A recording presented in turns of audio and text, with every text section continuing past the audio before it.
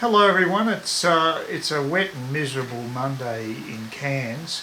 It was also pretty wet yesterday, so we've had a lot of precipitation in the far north here in the last 48 hours. I saw my the real estate agent that I'd contacted um, regarding Remax agency up here in Cairns, who were advertising 8 Coogee Close, the one that I actually attended on Saturday. Thankfully it was a decent day weather-wise, and I got to have a fairly good look at the place.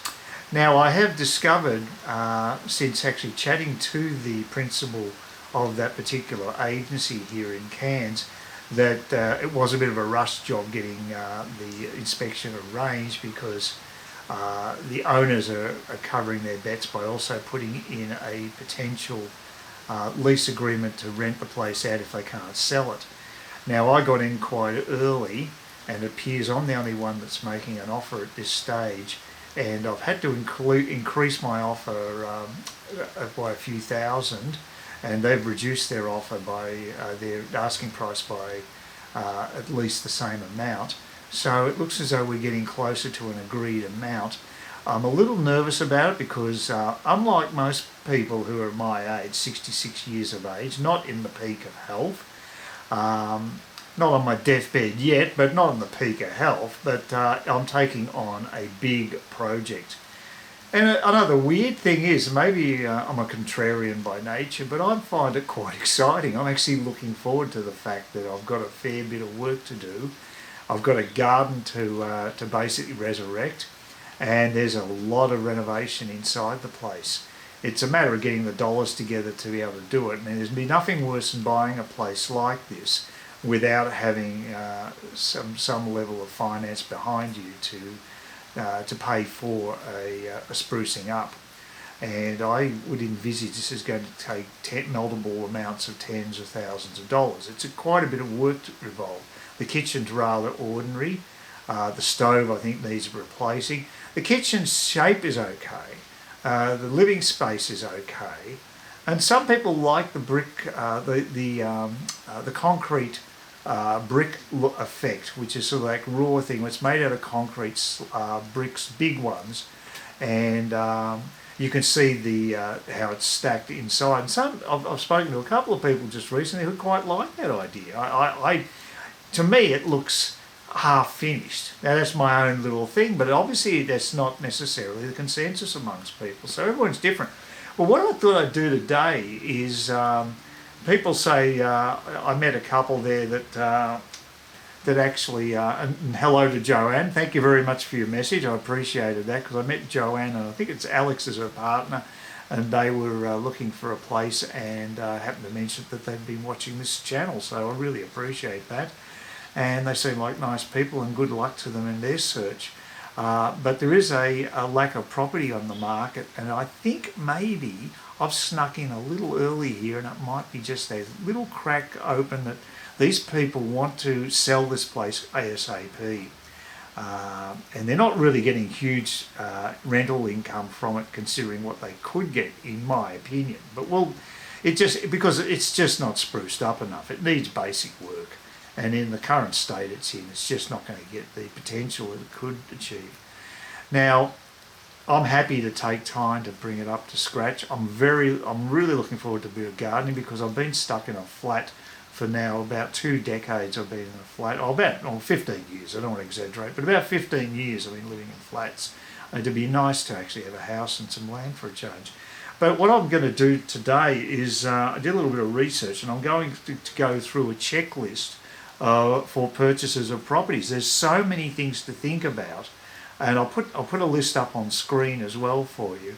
But I didn't do this when I went to that before any inspections, but it's probably not a bad idea, because trying to remember these things, especially if you're in my position, just a sole guy going around by themselves.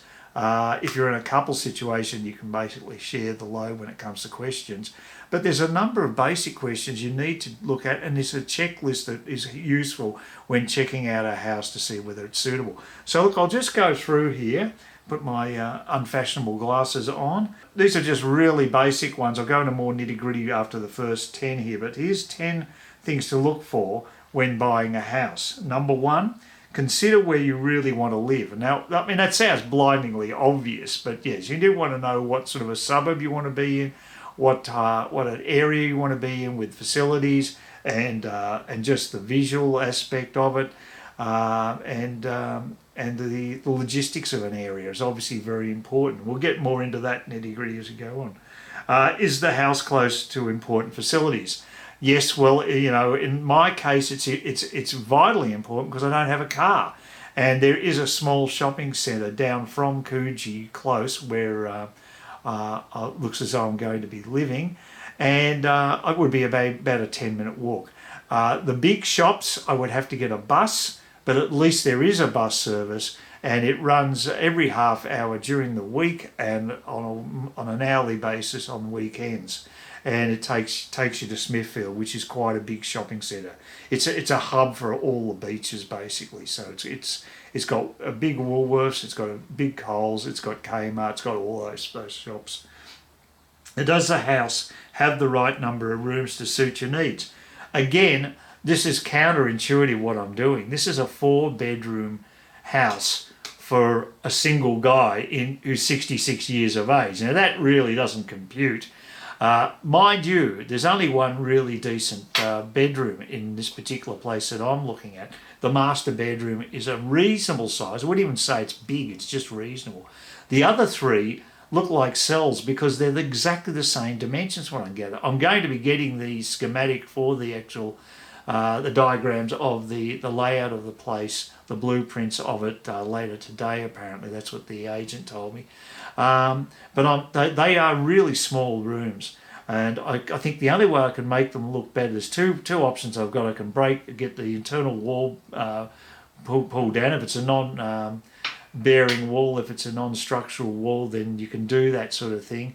The other option would be to put in large windows, and again, that's not necessarily a cheap option, but it's a very good way of creating the look of space. And there's like a little private garden out there. Potentially you could put quite a nice garden aspect and maybe a bit of decking, so you could have glass doors and you could walk out onto the decking, again extending the perception of space you have in each of those rooms.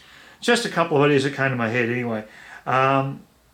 Now, are the building and roof structurally sound? Pretty important stuff.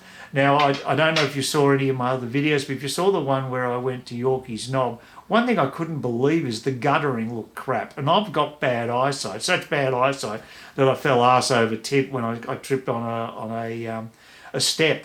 So that gives you an idea how bad my eyesight really is. But I could still see that the guttering was crap. It was in bad disrepair.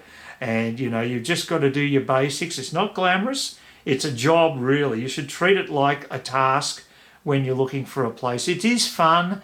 Enjoy the experience, but you've also got to be diligent and follow these rules, I think.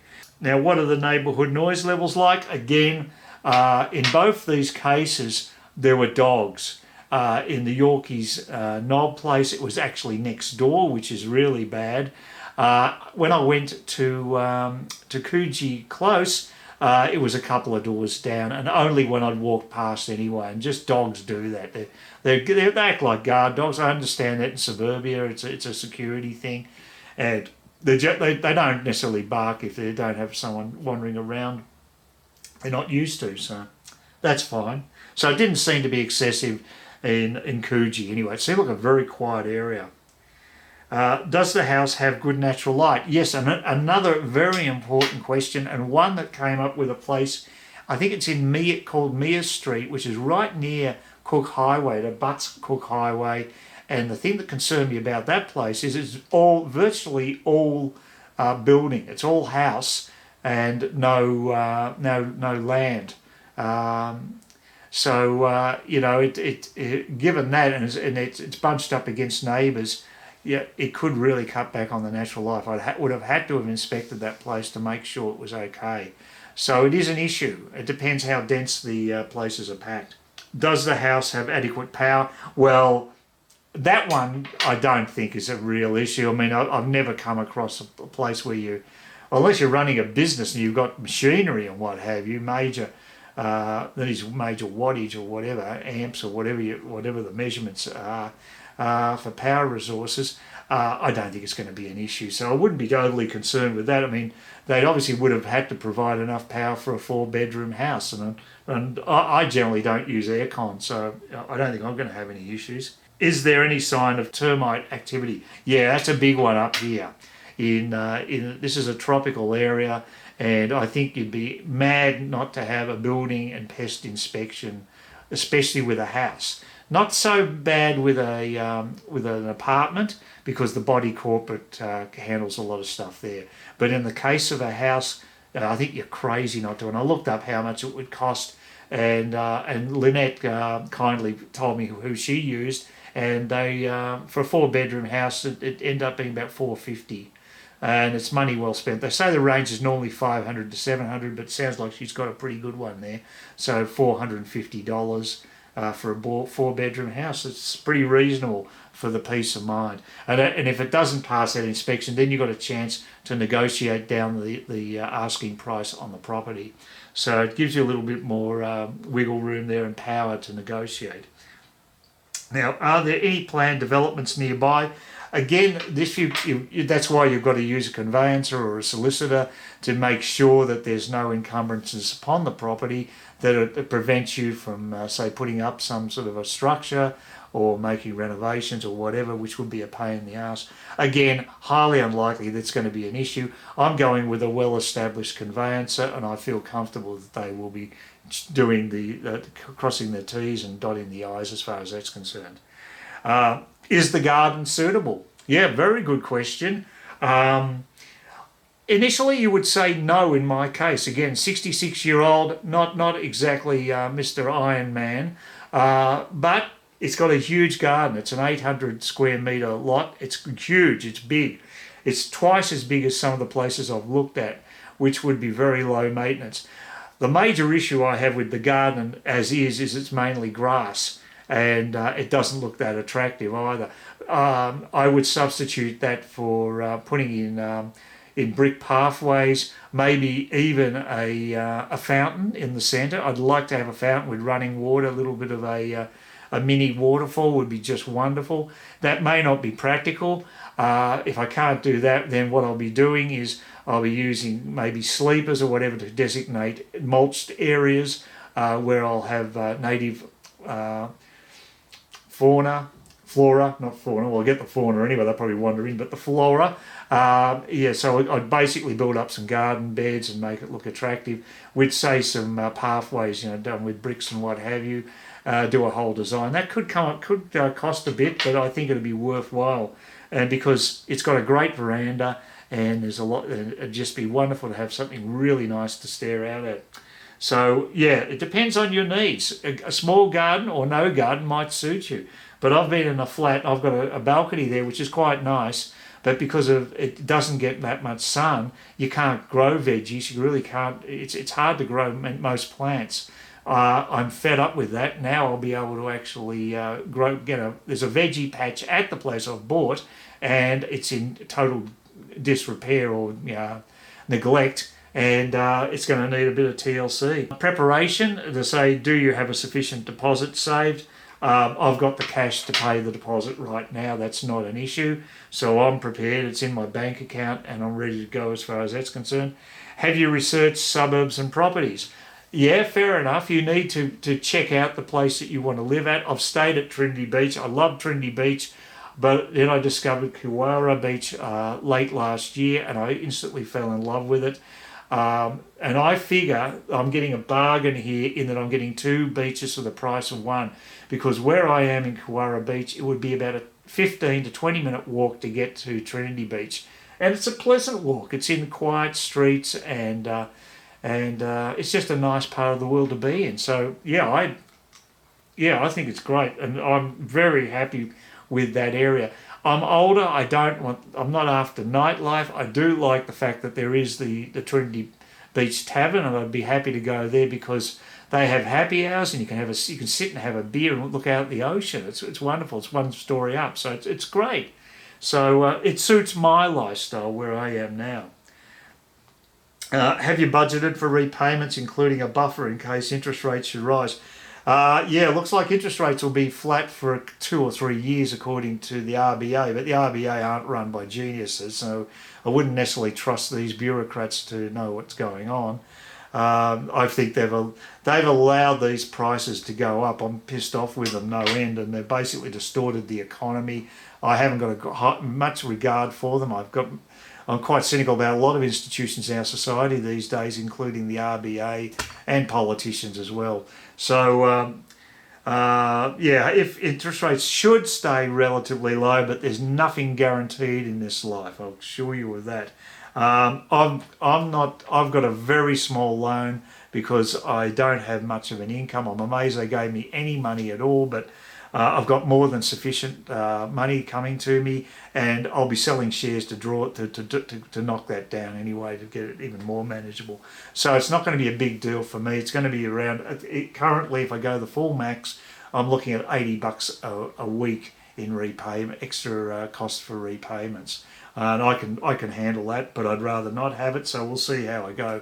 If I can sell some stocks, I can shave that off straight away. Now, have you compared home loan products and providers? No, I haven't. I bank with CommBank because I've been buying and selling shares through CommSec, and I just made an inquiry online, and I didn't even follow up on it. They're the ones that have been chasing me. So it's quite interesting. They've been chasing me to get that loan done. And I've got to say, the local girl at CommBank here in Cairns is absolutely brilliant. Linda, kudos to you. You've been brilliant to work with. You've been very patient and understanding, and you got the loan through to me when I thought there was absolutely no hope of getting a loan at my age with my income at this stage of my life. So good on you. So look, I hope this has been of some use to you all. If you enjoyed the video, as usual, please give me a thumbs up. Feel free to comment.